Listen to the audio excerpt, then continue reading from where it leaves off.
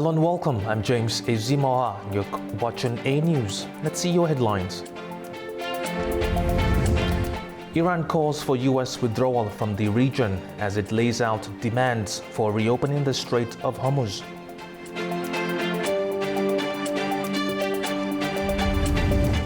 Flights are cancelled and million people are moved to safety as Typhoon Dolphin hits China.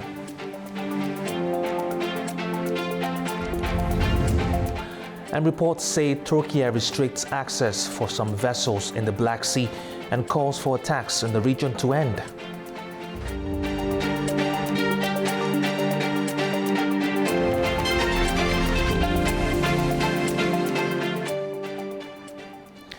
Iran has set out a list of demands for the reopening of the Strait of Hormuz. Its Supreme National Security Council is calling for the U.S. to withdraw from the region and compensate for war damages. Iran and Oman say they are close to an agreement on a new shipping route through the Strait of Hormuz. Iranian Foreign Minister Abbas Araghchi said the two sides are discussing a temporary route while technical and legal issues over a permanent arrangement are resolved. But Tehran says an agreement with Oman alone would not be enough to fully reopen the waterway. Iran is also seeking concessions from Washington, including an end to the war and financial compensation. The talks come as tensions remain high in the strait, with the United Arab Emirates saying Iran struck another vessel in the area. Against that backdrop, Iranian President Masoud Pezeshkian said the country must move beyond what he described as a state of neither war nor peace. In any case, violations occur in every memorandum of understanding. In principle, a team should have been formed to address violations rather than to fight. Instead of sitting down to resolve them, then we need to see how to resolve them now, if a solution is possible, which is currently being worked on in the Oman negotiations. God willing, we will reach a point where we can get out of this state of neither war nor peace. Pezeshkian said previous understandings over the Strait of Hormuz had not been followed, arguing that disputes should have been addressed through dialogue rather than confrontation. Washington has also signaled that it expects an agreement between Iran and Oman soon, which could help normal oil traffic resume. But the US is maintaining pressure on Tehran. The competing demands now leave the focus on whether diplomacy can turn the expected Hormuz agreement into a broader de-escalation between Iran and the US. Now, Iran says resumption of talks with the US is impossible as long as Washington's violation of ceasefire agreements continue. Turaj Shivelulu has more from Tehran. Iranian Foreign Minister Abbas Araghchi says there can be no resumption of negotiations with Washington until the U.S. ends what Tehran calls its violations of the Islamabad Memorandum of Understanding and makes amends. Speaking to reporters at the Foreign Ministry in Tehran, Araghchi said there are currently no direct negotiations between Iran and the United States, although messages are being exchanged through intermediaries. He said several countries are working to create conditions for talks to resume, but stressed that Tehran does not consider the current exchanges as negotiations. Yes, there is an exchange of messages through intermediaries, but this is not called negotiation. It is called an exchange of messages. The intermediaries are still trying to recreate the grounds for negotiation. From our perspective, until the violations of the Memorandum of Understanding end and the U.S. compensates for what it has violated in the memorandum, there is no possibility of restarting negotiations. Araghchi also addressed talks with Oman over maritime traffic through the Strait of Hormuz. He said discussions on establishing new routes are in their final stages, with experts currently working on the relevant maps. He added that under the proposed arrangements, existing routes would be replaced by new ones. But Araghchi stressed that reaching an agreement on maritime routes would not mean the Strait of Hormuz has been reopened. He said reopening the strategic waterway would depend on additional conditions which Tehran has already communicated to Washington through intermediaries. Turaj Shivelulu, Reporting from former U.S. Embassy in Tehran, for A News. Iraq is in talks with Iran over a possible deal on oil exports. Oil Minister Bassem Mohammed said the plans have not yet been finalized. Iraq currently exports around half of the 2.7 million barrels of oil it produces daily. We signed an agreement with a consortium of 3 international companies, Chevron, TI, and the Qatari company UCC. The agreement involves the construction of an oil export pipeline linking southern Iraq with the north. The pipeline will start in Basra and extend to Fish Khabur, with a branch running from Haditha to Banias in Syria. The second phase involves the construction of another pipeline through Aqaba. These pipelines will provide Iraq with additional export revenues.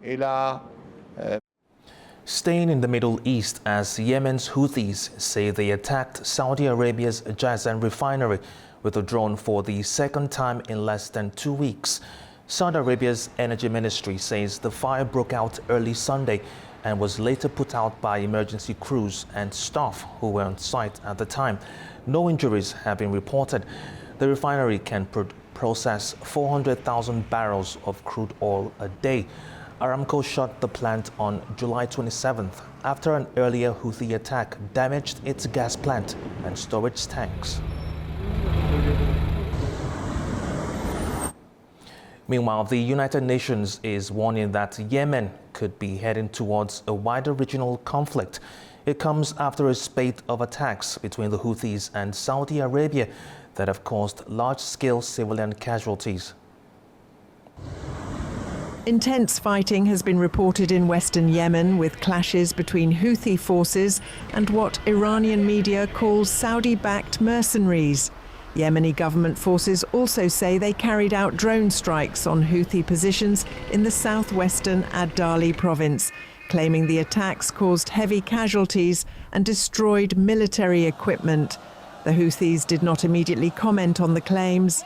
UN Special Envoy for Yemen Hans Grundberg says Yemen is at greater risk of renewed large-scale conflict than at any point since the UN brokered its last truce between warring factions in April 2022.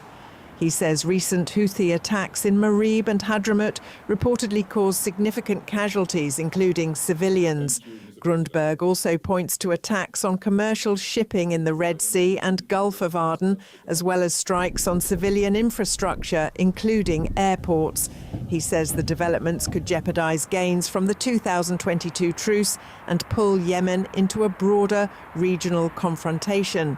The Houthis announced a maritime ban on Saudi-linked shipping in July, saying it was in response to what they called a Saudi blockade of Houthi-controlled areas. Riyadh has firmly rejected that claim. The group has also claimed attacks on Saudi oil tankers, including one it said was hit by a ballistic missile in the Gulf of Aden and forced to turn back. The Houthis say they will block Saudi oil tankers from passing through the Red Sea until what they describe as the blockade is lifted. Grundberg says he has been holding talks with Yemeni parties, regional actors and international partners on ways to de-escalate. He is calling on all sides to exercise maximum restraint, avoid actions that could trigger military retaliation and return to negotiations under UN auspices. Typhoon Dolphin has made landfall in eastern China, bringing widespread disruption after more than 1 million people were moved to safety and thousands of flights cancelled. The storm is also driving heavy monsoon rains and flooding in the Philippines. Dolphin hit China's Zhejiang province on Sunday afternoon, with the National Meteorological Center earlier warning of sustained winds of up to 162 kilometers per hour. It is the most powerful typhoon to make landfall in China so far this year. More than 1 million people have been moved to safety, while Shanghai evacuated at least 30,300 people and cancelled about 1,500 flights, according to flight tracking provider VariFlight. At the Huadian Yuhuan offshore wind farm, fixed cameras captured the storm as the facility activated its highest level emergency response. The farm was caught in the storm's force 12 wind zone, with gusts exceeding 46.1 meters per second. All 32 turbines were safely shut down, with their blades yawed into a defensive position. Dolphin had already swept through Japan's southern Okinawa prefecture, where 6 people were injured and more than 50,000 buildings lost power. Meanwhile, an enhanced monsoon intensified by Dolphin has caused flooding in Manila and other parts of the western Philippines. In Quezon City, torrential rain caused waist-deep flooding, prompting more than 1,000 residents to evacuate. The National Disaster Agency says around 110,000 families have been affected, with about 7,300 people staying in evacuation centers. At least 6 people have been reported dead over the past week, most in landslides and flooding. Humanity and nuclear weapons can never coexist. That's the warning from Nagasaki's mayor as Japan marks 81 years since the atomic bombing. Shiro Suzuki called nuclear weapons an absolute evil during a ceremony marking the anniversary. A minute's silence was held at 11:02 a.m., the exact time the bomb exploded in 1945. Prime Minister Sane Takaichi highlighted Japan's efforts to maintain and strengthen the Nuclear Non-Proliferation Treaty. It comes as protests have been held in Tokyo against the planned rise of military spending and possible revision of Japan's 3 non-nuclear principles.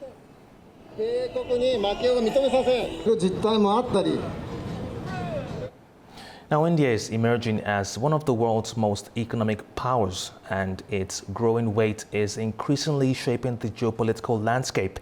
But a new analysis argues that this economic strength has not necessarily translated into greater geopolitical influence. Here's more. India's economic rise is changing its position on the world stage. With more than 1.4 billion people, India is now one of the world's largest economies. Its nominal GDP is around $4 trillion, putting it among the top economies globally. That economic growth has given New Delhi greater weight in international affairs. But economic power has not always translated into diplomatic success.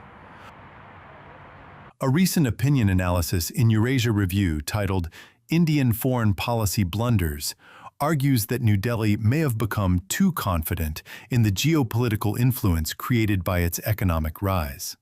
The challenge is particularly clear in India's relationship with the United States.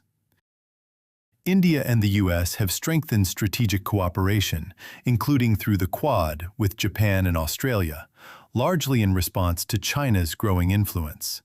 But at the same time, India has maintained close ties with Russia and continued buying Russian oil despite U.S. pressure. Trade disputes and disagreements over India's energy ties with Moscow have added to tensions between New Delhi and Washington. India's long-standing rivalry with Pakistan is another factor shaping its regional policy. Pakistan maintains close ties with China and continues to play a role in regional diplomacy, including contacts linked to the conflict in Iran. India has also faced growing difficulties with some of its neighbors. Relations with Bangladesh have deteriorated since the political changes that removed Sheikh Hasina from power. The Eurasia Review analysis argues that New Delhi's close relationship with her government contributed to the deterioration. In the South Caucasus, India has strengthened defense cooperation with Armenia, including major arms agreements. This has coincided with more difficult relations between India and Azerbaijan, which maintains close ties with Pakistan. The Eurasia Review analysis links India's policy towards Armenia partly to its wider rivalry with Pakistan. But the regional picture is also changing. Armenia has moved towards normalizing relations with Azerbaijan and Turkey. Taken together, these developments highlight the limits of turning economic strength into diplomatic influence. India is becoming a larger economic and strategic power, but it still faces the challenge of balancing relations with global powers and regional neighbors. Now, 2 separate bomb attacks in Colombia have killed at least 1 police officer and wounded several others On the first day in office of the new president, Abelardo de la Espriella, the explosions came a day after his inauguration as the new right-wing leader pledged to take tougher approach on armed groups and drug gangs while ending peace talks with guerrilla organizations. De la Espriella has promised tougher security measures, including expanding Colombia's high-security prisons and military operations and closer cooperation with the United States and Israel. The new president condemned the attacks in a post on X, saying that targeting national infrastructure means attacking the country's progress.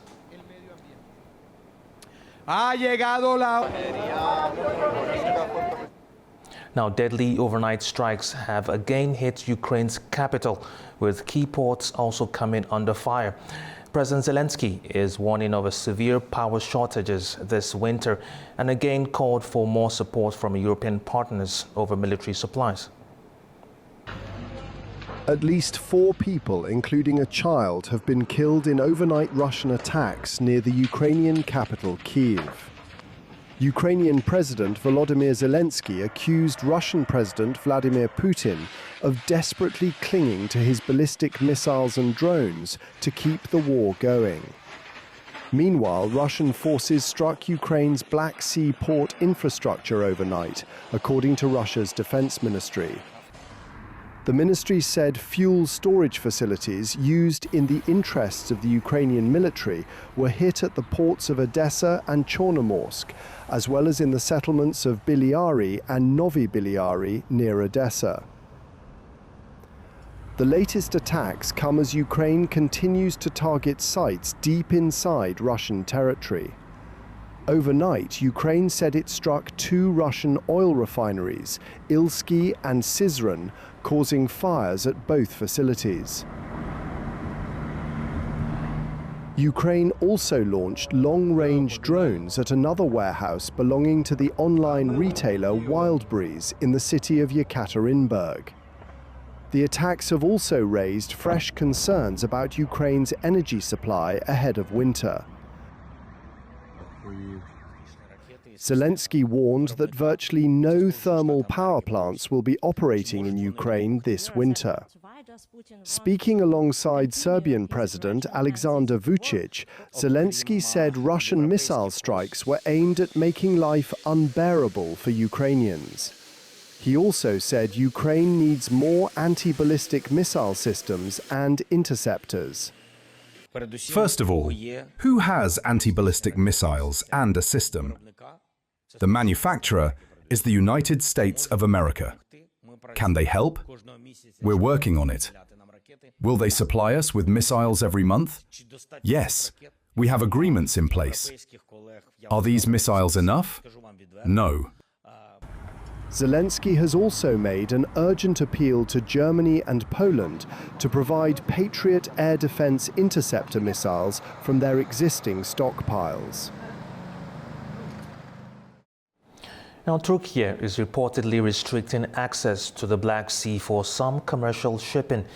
The move comes as Foreign Minister Hakan Fidan calls for a moratorium on Russian and Ukrainian attacks in the waters. Fidan says commercial shipping is being targeted in the Black Sea without distinction, including Turkish-registered vessels. According to reports, several ships heading to Russia's Novorossiysk port have been told they cannot yet get transit permits. Other vessels face extra checks before passing through the Dardanelles. Turkish authorities have not publicly confirmed the restrictions.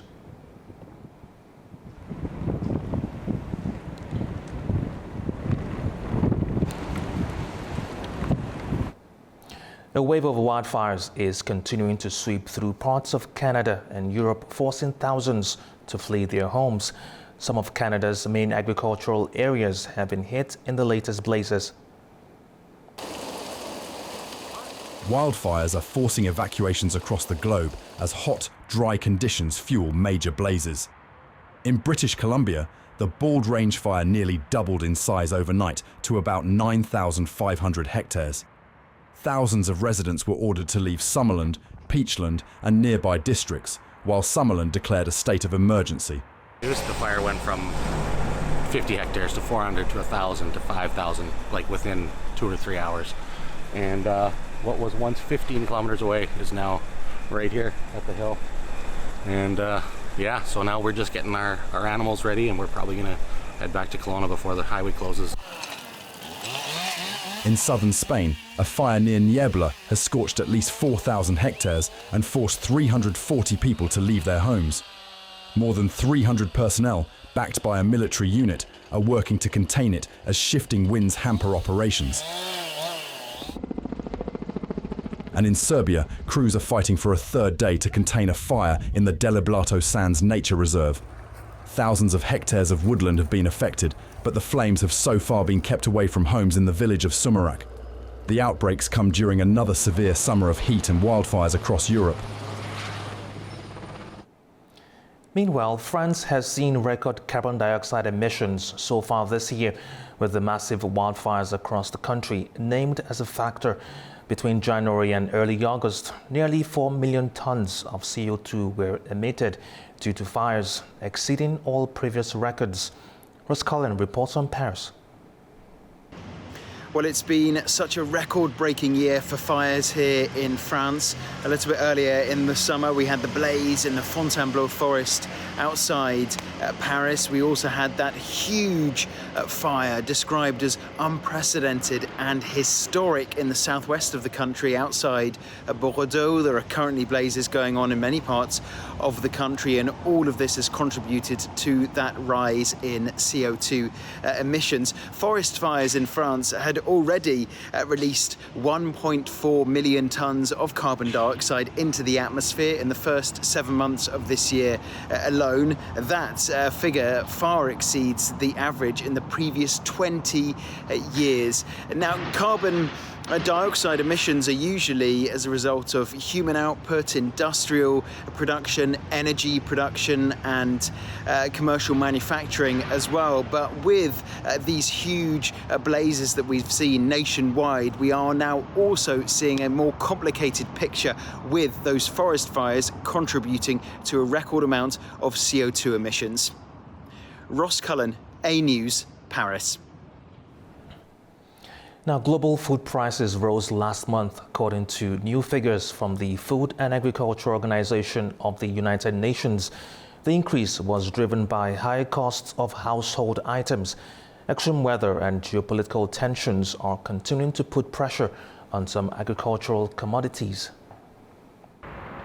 Wheat prices jumped nearly 6% in July, contributing to a rise in global food commodity prices. Overall, the FAO Food Price Index was up 0.6% from June and 1% from a year earlier. Cereal prices were pushed higher by concerns over disruptions to Black Sea wheat exports and heat waves affecting major producing regions. Maize prices also increased, with hot and dry weather in parts of the US Corn Belt and stronger energy markets adding to pressure. Vegetable oil prices hit their highest level since June 2022. Supported by stronger palm oil prices and robust demand for biodiesel in Indonesia, as well as higher crude oil prices. Sugar prices also rose amid concerns over adverse weather risks in major Asian producing countries. The FAO says expectations around Brazil's higher ethanol blending requirement could also divert more sugarcane towards ethanol production.